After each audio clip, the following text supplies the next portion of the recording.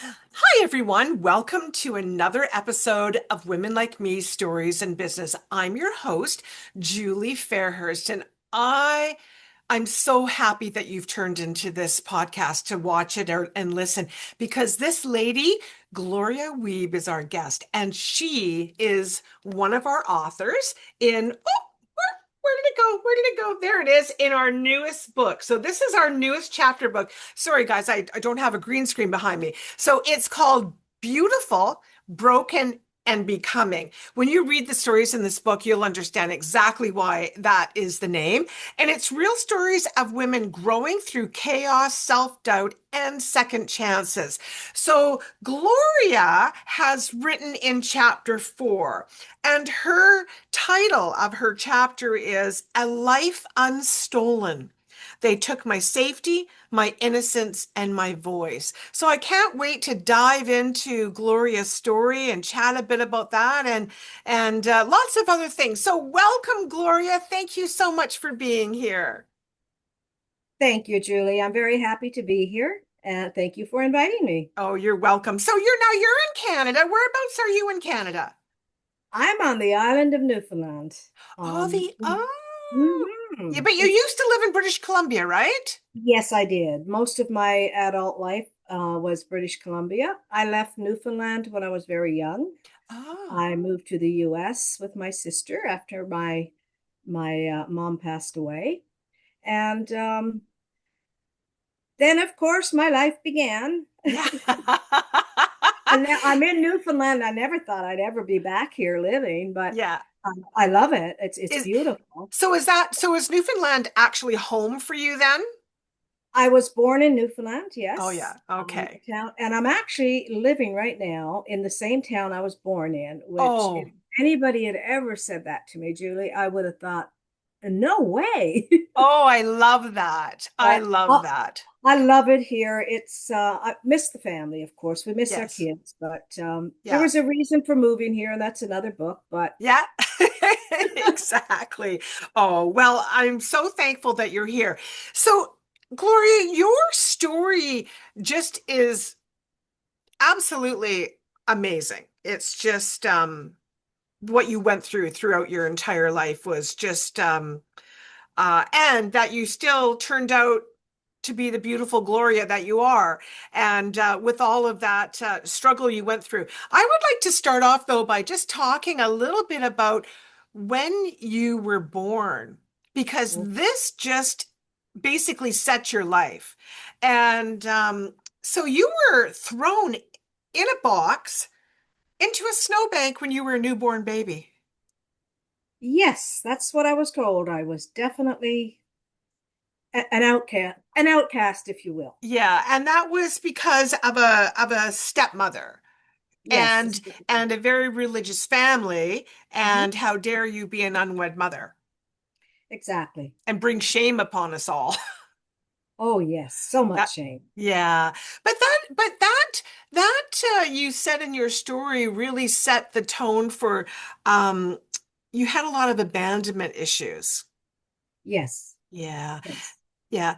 Go ahead. It started really, I think, with my father, whom I never did know. I was introduced to him once when I was 25, and I had two little children at the time, so his very first grandchildren. I was introduced by my birth mother to this man and his wife, and has giving their names, not saying that anything other than this is Mr. and Mrs. I knew who he was, and he did not acknowledge me whatsoever. He did not look at me. He did not look at my children. And after years later, when I came down here, I met his wife again, did a DNA test because there are other children involved, and they asked me to. And I became very close to her. She's since passed away. I only had a short time with her, maybe 2 years, but it was amazing. And I think that this is where my abandonment issues became known to me. as an adult. Like I really felt it because of the father and his reaction to me. And he would not Ah. allow his wife to talk to the family about me. I was never to be mentioned. And that's the way it was. And Mhm. it caused some major issues when after he passed and I moved here, and then his wife wanted to be part of my life. So a lot of abandonment issues from the very beginning, as you'll note from my book. Mhm. Um, And so of that, course oh, I'm sorry, you that go led me ahead. that led me to becoming very resilient. I am the most resilient woman that I have ever met. And I know a lot of resilient women. Yeah, So I thank God for that because, it makes you or it breaks you. As Kelly Clarkson's song goes, if it yeah. doesn't kill you, Yes, yes. And yeah, I mean, of course I know your story. And yes, so many people would have not made it through that. And so, what do you think there was in you? Why are you so resilient? Like, what do you think there's inside of you that caused you to overcome? I was raised in a very religious home and I did rebel against that. But as I got older and really did some soul searching, did a lot of research, I have become very spiritual. And I do truly believe that God did not bring me to that and through that for no reason, which brings me to the reason I wrote the book. Um, I truly do believe I was put on this earth to help other women. Um, and not just women, but basically right now I'm concentrating on women. Mhm. I really love helping them get past all of the trauma and the abuse because it does affect your life, like totally affects your life, every decision you make. Um, and so I'm wanting to really help them to have healthy relationships and do healthy decision making. Mhm. And I did it all on my own. So it took longer. And I would like to really help so that it's faster for them. They have much more time to live a very healthy life and bring it forward.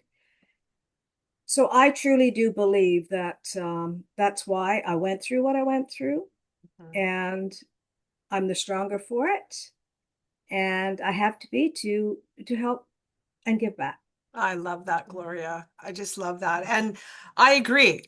I agree. And I think that you have the trauma that you went through, we won't get into the whole thing because people can read the book if they want to, but and read your story, but the traumas that you went through and the abusive relationships that you were in, um, and the wisdom that you have now.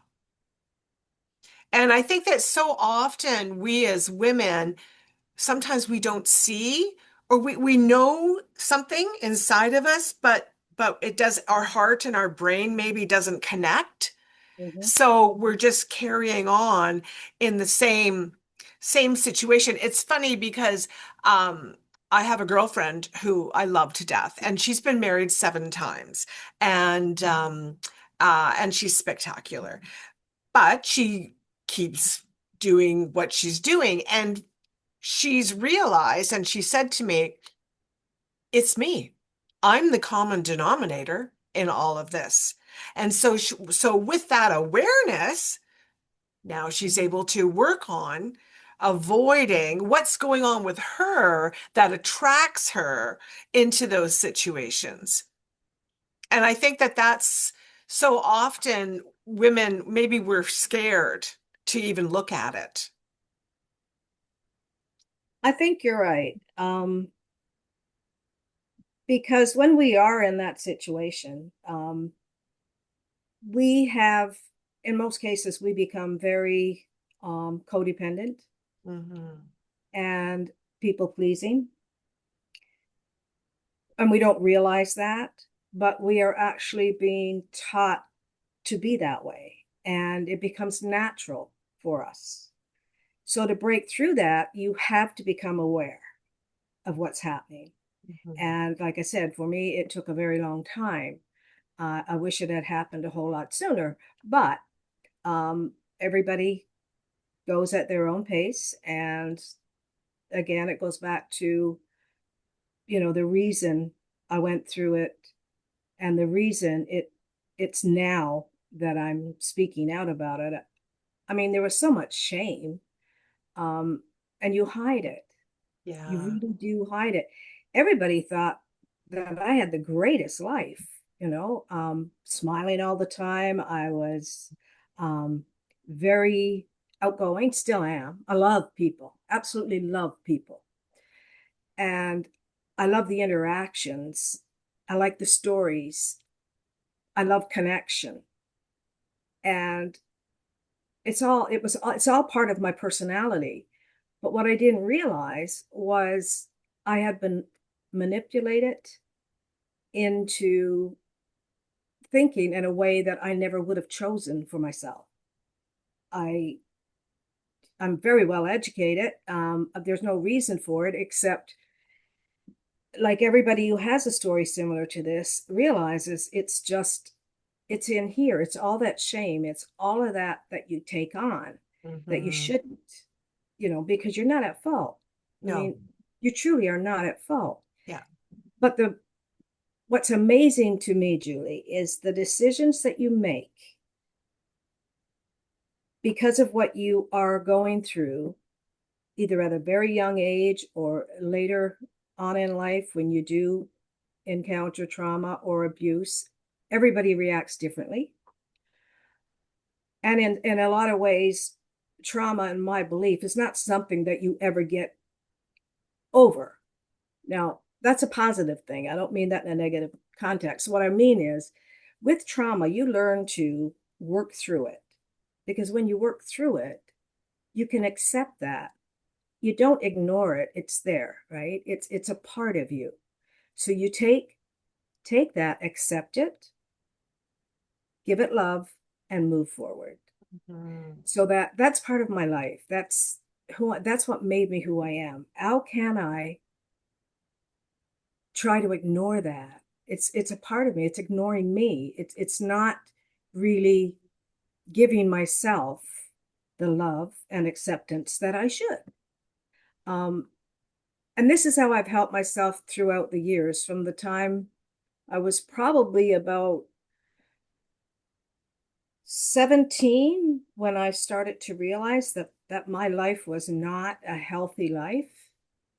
And so it's quite a lot of work and quite a lot of years in there and some good. I mean, you can have trauma and abuse in your life, but still have a lot of happy and wonderful memories, in your life. It's not all bad. Hmm. It's just that Yes. when the bad is happening and you're in there, Yeah. it feels that way.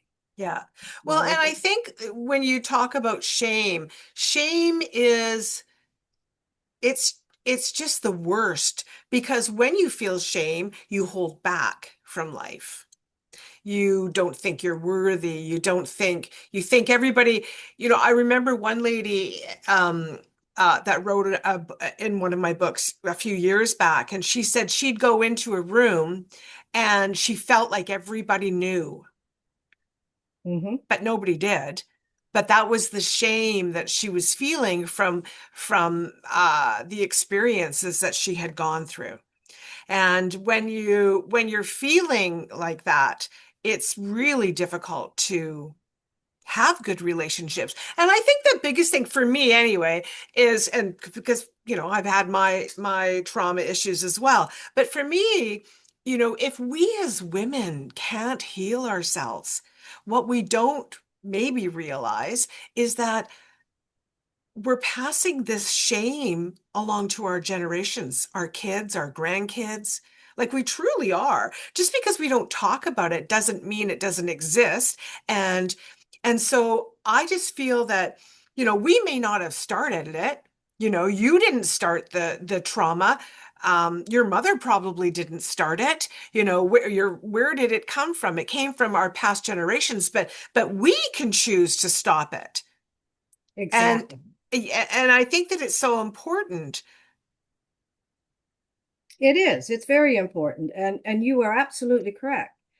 Um, like with I've asked my daughter, she hasn't read let me rephrase that. I asked my daughter what her opinion was, and I know she has the book, and she says, "Mom, I haven't read it yet." So she has seen a major change in me over the years, both my son and my daughter. And my son and I talk about it more openly. My daughter, and that was one of my, I wouldn't say fears, but I was a little bit concerned about writing because I've never, obviously, you don't tell this to your children, right? But it's interesting because I don't know if, in fact, she hasn't read it or she has, but she doesn't want to talk about it. Yeah, So I thought, next time I'm not going to ask, but yeah. um, it's so true. Like the shame that I felt, you're right, it didn't come from me. It started way back when. I mean, my birth mother had the shame because she was raised in a very strict religious home that you did not, have sex. You just didn't before you were married. And of course, if you were pregnant, then you were caught. And that was the worst thing you could do to your family. You've now, brought this shame onto the whole family.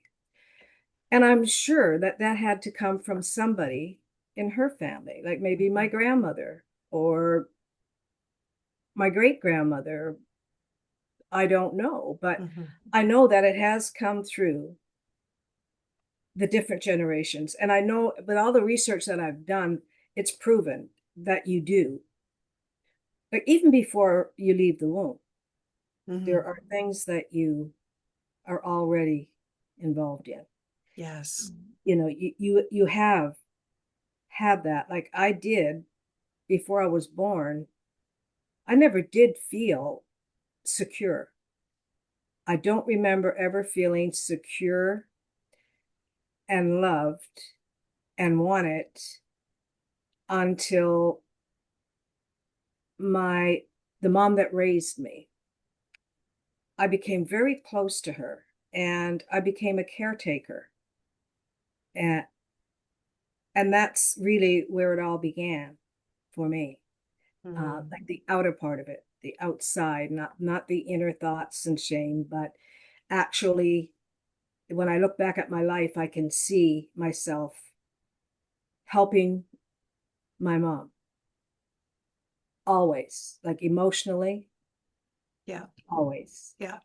So it does. You're absolutely right. It's generation after generation, and I want to stop it here for me. It's got to stop because I've got, oh boy, getting up in age now. I have I have four granddaughters, one grandson, and I have eight great grandchildren. Wow. Yeah. Congratulations. That's Thank awesome. you. Thank you. So I thought, wow, it can't go on. It's got to stop. I mean, I'm going Yes. to step Yeah. up and Yeah. take this as far as I can because Yeah. I want them to know. I want to leave them with a legacy that whether you're, you know, male or female, Yeah.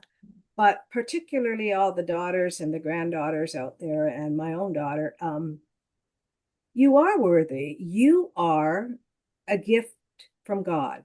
Mhm. Everybody is equal when they are put here on this earth. All of us. it's what we choose to do with our lives. And we don't need the baggage of generations of No, shame. no. We're going to pick up our own baggage. Yeah. So, Yeah, let's go with that. yeah, yeah. So I really do want it to stop. And I Yes. really want to get into, I used to be a speaker at one time, many years ago when I was quite young. And I'm thinking of, I really do want to get into that arena again. You And have you have so much wisdom. You do. And I think that yeah, you could, well, you are helping others, but to be able to get up on stage and be able to speak to others in the same environment would be so helpful, would be so helpful. I think, one thing when you were talking about your daughter and, you're not sure if she's read the book. I mean, I totally get that for sure. I think what people sometimes don't understand is we want to blame our parents. And then we want to blame our grandparents for the way things are. And certainly they are that way because of our past generations. But but I have found, no, this is just me, but I have found by delving into my mom's past and understanding why she was the way she was, not excusing it because she could have gone to get help and she never did. Now that was a different generation as well, right? Where they didn't reach out so much, but her trauma and her uh, not getting help flew over to me and to my siblings. Now, I eventually, in I'm going to say my mid 30s, started to figure out some stuff. And thank goodness, knock on wood, my kids are doing okay. My grandkids, I can see they're going to be better.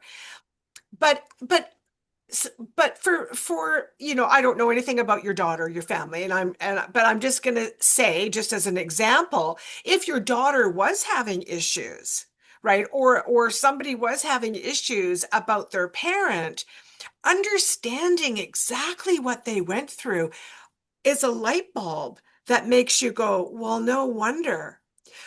I just want to say really briefly, I have stepsisters. I have a big family, and one of my stepsisters, which she read my book, my story, the Julie Fairhurst story, and then she messaged me and she said, "Why didn't I know about this? About my mom, her stepmom?" And I said, well, you were young when it happened. I don't know. Like, again, we don't talk about these things, right? And she mhm. said, I always thought she hated me. And I said, she never hated you. She hated herself. And now my stepsister in her early 50s is going through some healing on her own. And this is why I say, like we come up with all these things in our head that sometimes is not true. And but understanding where it comes from, now she's woken up and, like I can't imagine what it was like for her growing up thinking that she hated her. Because she didn't hate her, she just hated herself. True. Yeah, Yes. And I understand where she's coming from. yeah, yeah, yeah.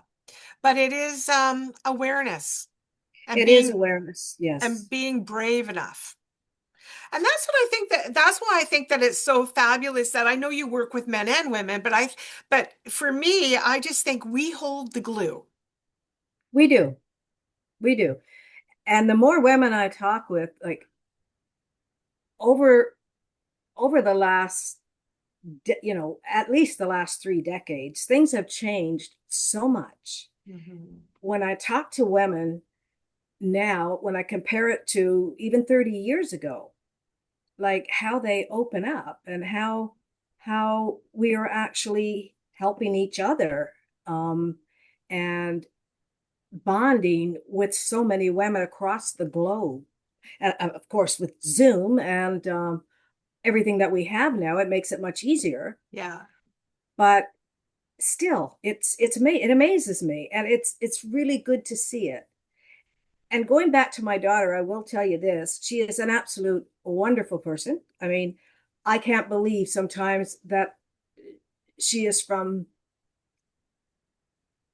my genes. I mean, she's amazing. She's an amazing woman. She truly is. Well, she's And seen your resilience.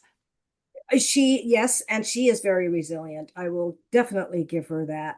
Yeah. And she's got two children, the boy, Oh, the son that the only grandson I have, and my granddaughter. And they are amazing children, yeah. amazing. And her husband, wow. I don't call him my son-in-law. He's my son-in-love because I just love Oh, that man. He is, oh, they work so well together, and I just go back. I'm so happy that they have that because yeah, that's what I wanted way back when. yeah, And yeah. it's But I'm very but blessed. I am so that blessed. shows that here's a perfect example, Gloria. You went through, when people read your story, they're going to be blown away on everything you went through. And then you picked yourself up.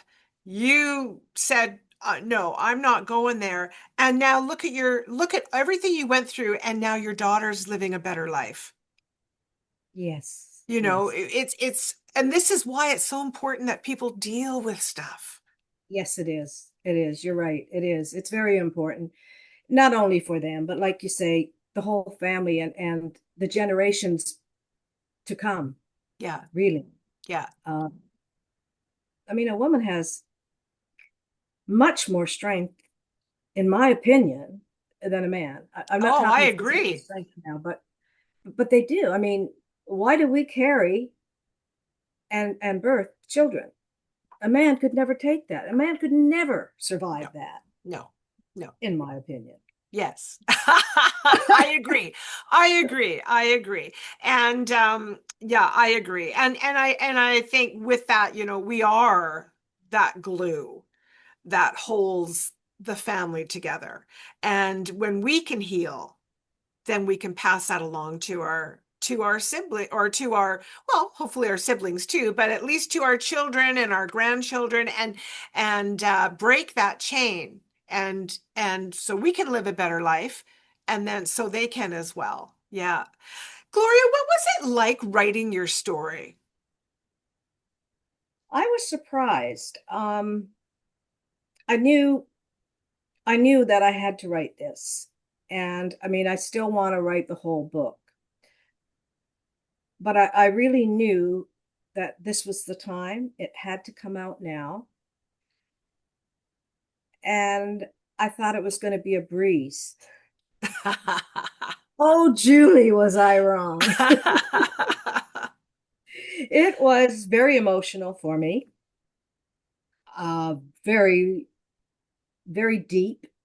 It it forced me to go back into my mind, and I dug up things that were buried so deep I wasn't even aware had happened. Ah, Um, so it was not a piece of cake doing this. no, no, for It was sure. cleansing. It was when it was all said and done, like when it was out there. But as I was writing it, I had to do it.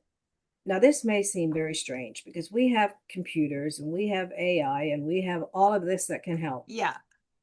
Um, I use paper and pen Hmm.